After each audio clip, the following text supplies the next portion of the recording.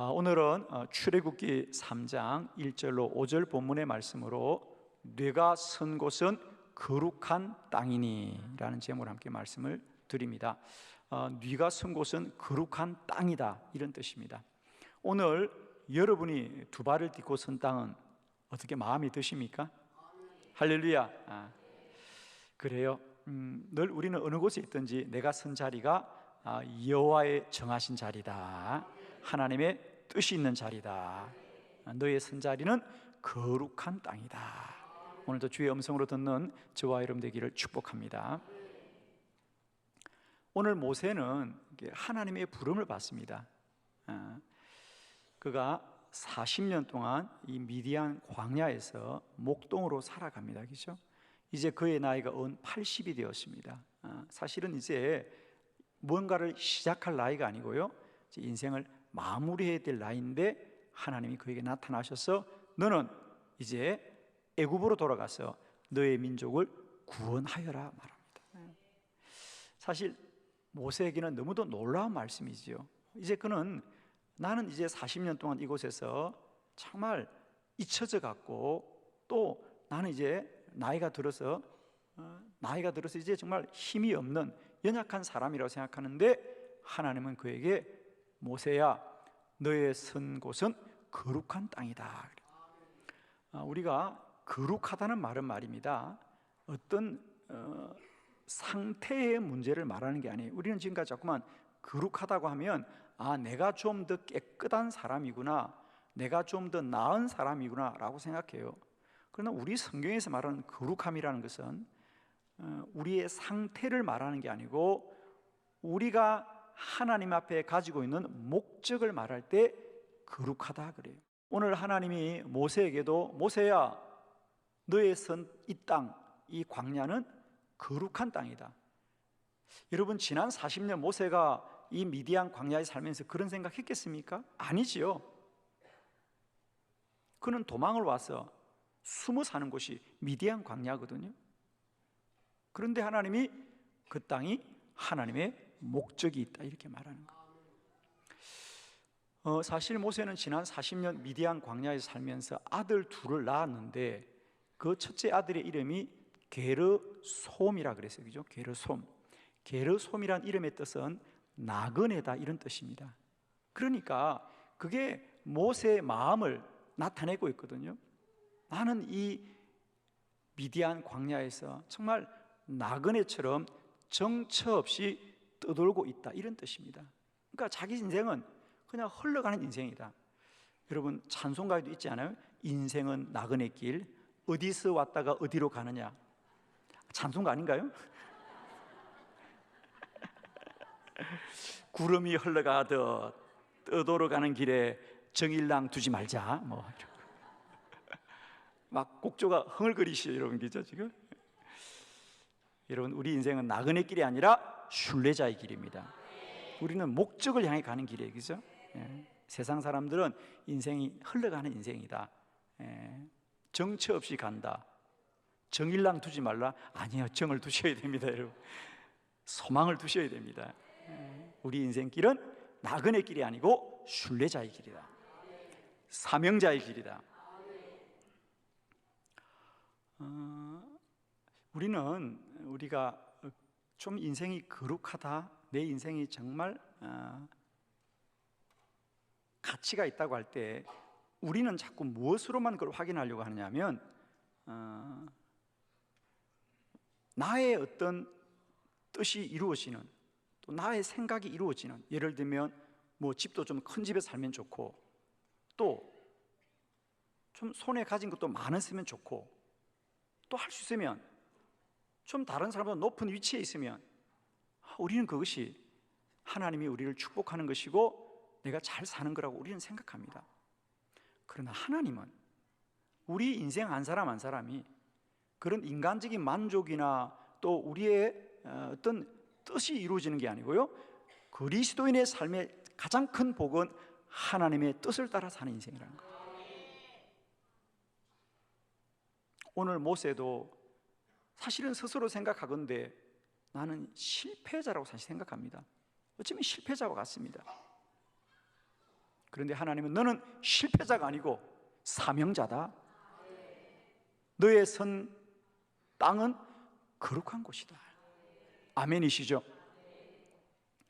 오늘 저는 우리가 살아가는 나의 모든 발걸음들 속에서 우리가 생각하는 때로는 정말 실패할 것 같은 인생 같은데도 하나님의 사명은 누구에게나 분명히 있다는 사실을 꼭 깨달으시고, 저는 오늘 이 말씀을 통하여 다시 한번 모세뿐 아니라 저와 여러분에게도 내가 선 이곳이 거룩한 곳이구나. 여러분, 우리가 성지는 어느 특별한 곳을 가야만 성지가 아니고요, 그리스도인이 두 발을 딛고 있는 모든 곳이 거룩한 땅입니다. 성스러운 땅입니다. 여러분이 선 땅이 성지예요, 여러분. 아멘입니다.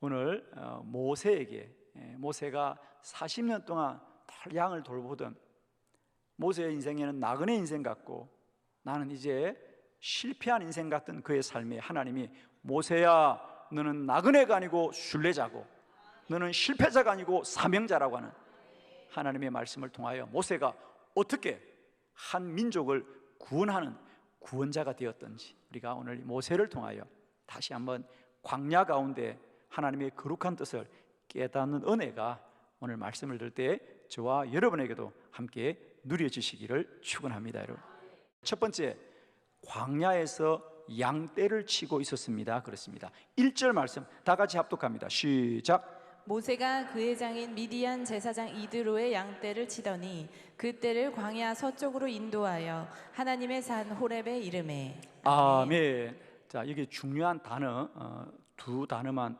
동그라미를 한번 해보겠습니다. 첫 번째, 거기 미디안이라는 곳에 동그라미를 합시다. 미디안. 그리고 그 아래 인도하여의 동그라미. 자, 그리고 저를 보면 됩니다. 모세가 어디서 양을 치고 있었느냐? 그는 미디안 광야에서 양을 치고 있었더라 그랬습니다. 물론 저와 여러분은 사실 미디안이 어딘지를 잘 모르니까 그냥 미디안에서 양을 치고 있었군이라고 생각하지만, 미디안이 어딘지를 아는 이스라엘 백성들에게는 모세는 아주 먼 곳에 있었구나. 아주 먼 곳에. 자, 우리가 출애굽기를 보면 애굽을 기준으로 할 때 그들이 광야를 나가자마자 가장 먼저 만나는 광야가 수르 광야입니다. 그죠?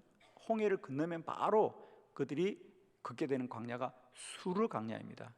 그리고 좀 더 지나서 멀리 가면 시내 광야를 지나게 되고, 거기서 조금 더 지나게 되면 바란 광야를 지나게 되죠. 그리고 그 광야를 더 지나서 끝까지 가면 거기가 미디안입니다.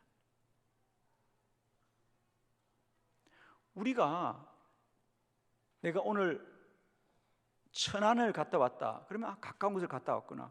내가 저기 부산을 갔다 왔습니다. 그럼 우리가 부산을 갔다 왔는데 우리는 마음으로 아주 먼 곳을 갔다 왔다, 그런 뜻이거든요. 그러니까 모세가 미디안에서 양을 쳤다는 얘기는 애굽에서 아주 먼 곳에, 멀리 떨어진 곳에서 양을 쳤구나 그랬습니다. 왜 그랬죠?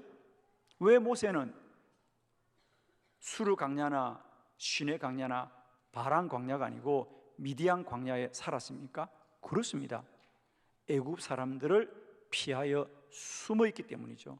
그러니 할 수 있으면 애굽에서 먼 곳으로 가야겠죠.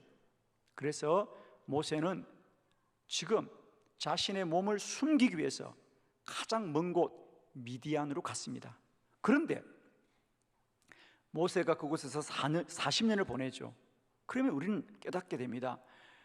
모세는 숨어서 40년을 지내지만 하나님은 그 40년을 보호하여 주셨다는 거죠. 전 그래서 아래 구절에 모세가 양들을 인도하여 호렙산으로 이뤘지만은 하나님도 언제나 모세의 인생을 인도하고 있다는 것. 인도하고 있다는 것. 왜냐하면 모세는 정처 없이 40년을 보낸 것 같아도 우리 성경은 말합니다. 모세는 그곳에서 40년을 지내는 것이 하나님의 계획이었죠. 왜? 앞으로 모세는 40년간 광야를 이끌어 가야 되니까 40년 광야를 먼저 경험하게 하시고 훈련받게 하시고 연단하게 하시는 것이 하나님의 뜻이기 때문입니다. 그래서 첫 번째 우리가 깨달아야 될 것, 모세에게 있었던 미디안 광야는 내가 숨어 지내는 곳이라고 생각했지만 그곳에서도 하나님의 계획이 있다는 거죠. 오늘도 우리 인생길이 때때로 광야, 벼랑 끝에 선 것 같은 생각이 들지만 그런 우리의 시간과 우리의 모든 공간 속에도 하나님의 계획과 뜻이 있는 줄로 믿습니다. 두 번째, 우리가 함께 보아야 될 말씀입니다. 하나님이 뜰기나무 가운데서 나타났습니다. 그렇죠? 출애굽기 3장 2절입니다. 다 같이 시작. 여호와의 사자가 떨기나무 가운데로부터 나오는 불꽃 안에서 그에게 나타나시니라. 그가 보니 떨기나무에 불이 붙었으나 그 떨기나무가 사라지지 아니하는지라. 아멘. 거기 마지막 줄에 한번 밑줄을 그을까요, 여러분? 떨기나무가 사라지지 아니하는지라 그래요. 그 나무에 불이 붙었는데 불이 붙으면 나무가 타서 나무가 없어지고 불이 꺼져야 되는데 불이 꺼지질 않고 계속 타서 쳐다보니까 놀랍게도 나무가 타질 않는다는 겁니다. 타지 않는다. 그래서 모세가 놀라워서 그 광경을 바라보려고 가까이 가니 하나님의 사자가 나타나서 말씀하시더라. 왜 모세가 주목하게 되느냐? 떨기나무에 불이 붙었습니다. 그런데 자세히 가보니까 불이 꺼지질 않고 계속 타고 있는 거예요. 나무가 타면 타고 없어져야 됩니다. 사실 오늘 이 본문의 말씀은 광야에서 떨기나무에 불이 붙는 건 이상한 일이 아니에요. 왜냐하면 떨기나무는 우리나라로 말하면 개나리와 비슷합니다. 그러니까 이렇게 가지가 높이 솟은 시띠나무나 백향목처럼 우람한 나무가 아니고요, 그냥 땅에서 뻗어서 그냥 가지처럼 이렇게 늘어져 있어요. 그런데 또 그곳은 메마른 땅이지 않습니까? 그러니까 대부분 그 떨기나무는 잎이나 가지가 메말라 있습니다. 거기다가 어느 날 바람이라도 불면 그 나무들이 서로 바람에 흩날리면서 가지와 가지가 마찰을 일으키면서 종종 광야에 양을 치는 목동들은 떨기나무에 불이 붙는 광경을 종종 보지요. 우리가 캐나다나 저런 우거진 숲이 있는 나라에는 그냥 바람이 불어도 그죠? 자연적으로 불이 나는 것과 똑같은 이치지요. 그것은 이상하지 않는데 오늘 모세가 정말 놀랬던 것은 뭐죠? 불이 붙는 것은 이해가 되는데 꺼지지 않는 게 이해가 안 되는 거예요. 왜 꺼지지 않을까? 그리고 쳐다보니까 떨기나무가 타지 않는 거예요. 여호와의 불이 임하였던 것이죠. 여호와의 불이 임하였습니다. 그러자 모세는 두려웠던 것입니다. 하나님이 임재하셨구나. 여러분, 어쩌면 모세는 나는 하나님을 피하여서 이곳에 왔다고 생각했습니다. 나는 하나님을 피하여서 나는 이곳에서 이제 숨어서 지낸다고 생각했지만 그런 모세에게도 하나님이 나타나셔서 말씀하시는 거예요. 나타나셨어요. 여러분 꼭 기억하십시오. 하나님의 사명은 사람의 생각이 아닙니다. 사람이 깨달았어, 사람이 이해해서, 사람이 알아서 순종하는 것이 아니고 하나님이 알게 하시는 거예요. 눈을 감고 싶어도 눈을 뜨게 하여 주시고 피하고 싶어도 피하지 않게 하시는 것, 그것이 하나님의 사명이고요. 그건 초월적이고 절대적으로 임하는 것이었어요. 그것이 하나님이 우리를 부르신 자리예요. 마틴 루터도 젊어서는 훌륭한 법관이 되려고 법을 공부하는 사람이었어요.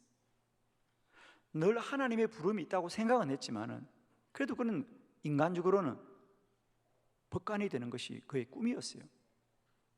그러던 어느 날 길을 가는데 여름에 비가 쏟아지고 천둥과 번개를 칩니다. 여러분, 여름에 흔히 천둥과 번개가 치는 거죠. 그런데 그날따라 그 천둥이 너무도 무서워서 루터는 길을 갈 수가 없습니다. 계속 길을 가면 천둥이 나를 칠 것 같습니다. 그래서 그가 비 오는 땅에다 무릎을 엎드리고 주님 살려주십시오. 주님이 살려주시면 제가 종의 길을 가겠습니다. 서원 기도를 하고 그때부터 그는 법관의 꿈을 내려놓고 하나님의 복음을 전하는 자가 되지 않겠습니까? 두려움이 임할 때에 그의 삶이 바뀌어지더라는 거죠. 그렇습니다. 하나님의 부르심은 우리의 인생 가운데 이렇게도 분명한 것입니다. 우리가 피할 수 없는 하나님의 초월적이고 절대적인 것으로 우리에게 임하시는 것이죠.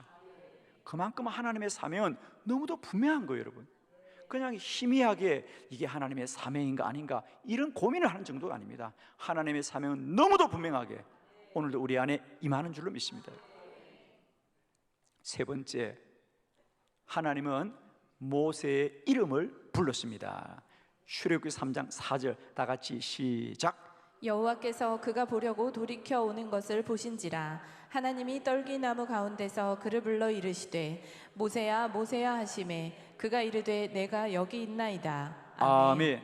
그게 밑줄을 긋습니다. 모세야 모세야 모세야 모세야. 한 번을 부르는 것이 아니라 두 번을 이어서 부르시더라는 거죠. 모세야 모세야.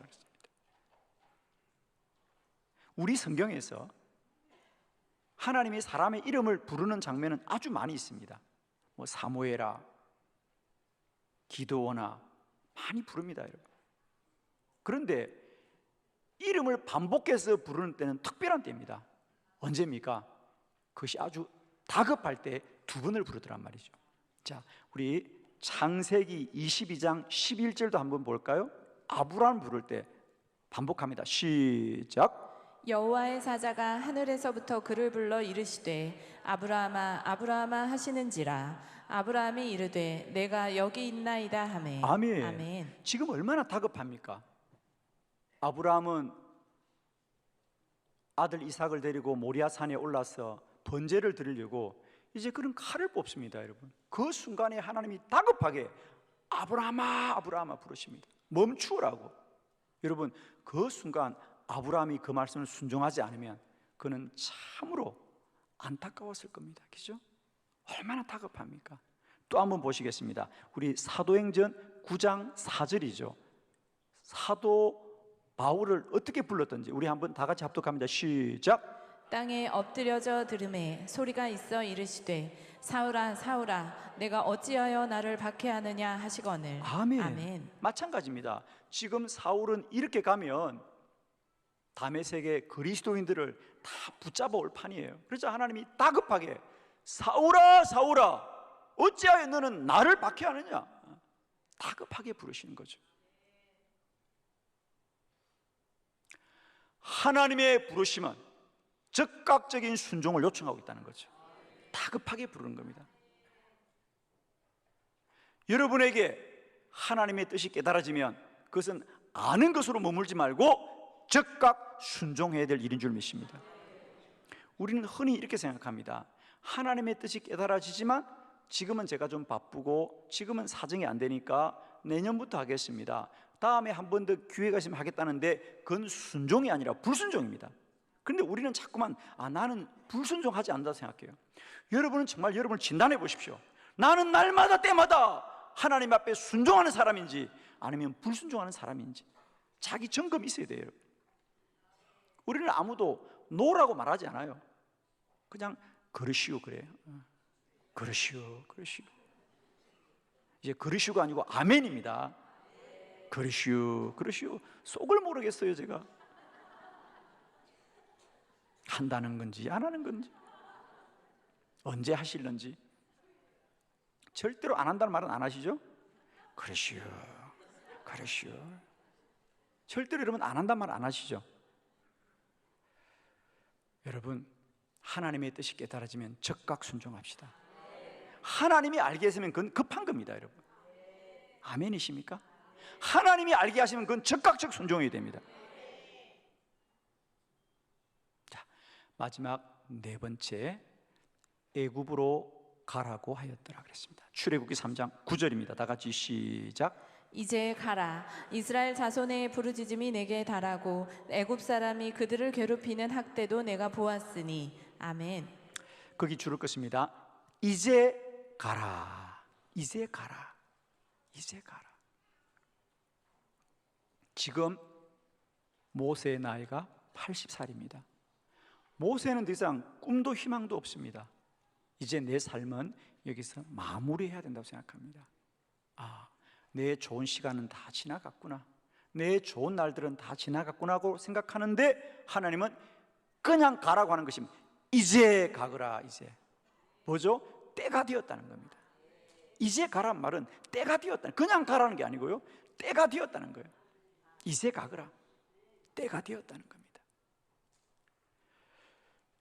모세는 지난 40년이 아들 둘 낳고 아무것도 변한 것이 없이 매일 한날같이 장인의 양떼를 끌고 들판을 떠돌다가 해가 지면 돌아오기를 1년도 아니고 10년도 아니고 20년도 아니고 40년을 반복할 때, 똑같은 날들을 40년을 살 때 그 사람에게 무슨 꿈이 있고 무슨 희망이 있겠습니까? 그러나 성도의 인생은 성도가 아는 대로, 사람이 아는 대로 되어지는 것이 아니라 하나님의 뜻대로 되어진다는 사실이죠. 40년을 날마다 나의 일도 아니에요. 오늘 성경 말하잖아요. 장인 이드로의 양떼를 쳤단 말이에요. 내 것도 아니에요. 남의 땅에서 40년을 나그네처럼 살지만 그 나그네에도 하나님의 때가 있다는 사실을 기억하십시오. 아멘이십니다. 이제 가라. 이제 가라. 우리 사도행전 7장 30절을 함께 합독합니다. 시작. 40년이 참에 천사가 시내산 광야 가시나무 떨기 불꽃 가운데서 그에게 보이거늘. 아멘. 아멘. 40년이 참에, 40년이 참에 천사가 시내산 광야 가시나무 떨기 불꽃 가운데서 모세에게 보여주시더라. 오늘 모세가 하나님의 부르신 사건을 성경은 때가 차서 이루어졌다 말합니다. 오늘도 우리의 시간은 정처 없이 흘러가는 것 같아도 하나님은 오늘도 때를 채우고 있다는 사실을 기억하십시오. 오늘도 때가 채워지고 있는 겁니다. 우리 인생은 덧없이 가는 것이 아니라 저 천성을 향하여 더 가까워지고 있습니다.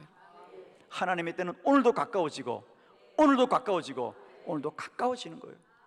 하나님의 때가 되자 하나님은 모세에게 이제 가거라 그럽니다. 사실 지난 40년 모세는 미디안 광야에서 나그네처럼 정처 없는 삶을 살았던 것이 사실입니다. 그러나 그 나그네 땅 같은 광야 가운데도 하나님의 거룩한 뜻이 있었어. 하나님은 그 40년을 모세를 기다리는 겁니다. 여러분, 왜 40년입니까? 그렇습니다. 앞으로 모세가 걸어야 될 날들이 40년이잖아요. 이제 이스라엘 백성들 데리고 그 광야를 40년을 모세가 걸어야 됩니다. 물론 모세는 꿈도 꾸지 못한 일이죠. 생각지도 못한 일이지만 하나님은 모세의 인생을 향하여 뜻을 가지시고요, 지난 미디안 40년을 연단하고 훈련하면서 그를 준비시킨 시간이 미디안 광야이죠. 여러분, 내일은 아무도 모르죠. 그러나 하나님은 역시 우리 모두에게도 하나님의 뜻이 있고 하나님의 계획이 있습니다. 오늘 내가 사는 이 땅을 바라보지 마시고 이 땅 이후에 하나님의 계획하신 것, 뜻하심을 소망하면서 오늘도 내게 선 이 자리가 피하고 싶은 자리, 때때로는 원망과 불평의 자리 같아도 오늘 내가 선 땅은 거룩한 땅입니다. 아멘이십니다.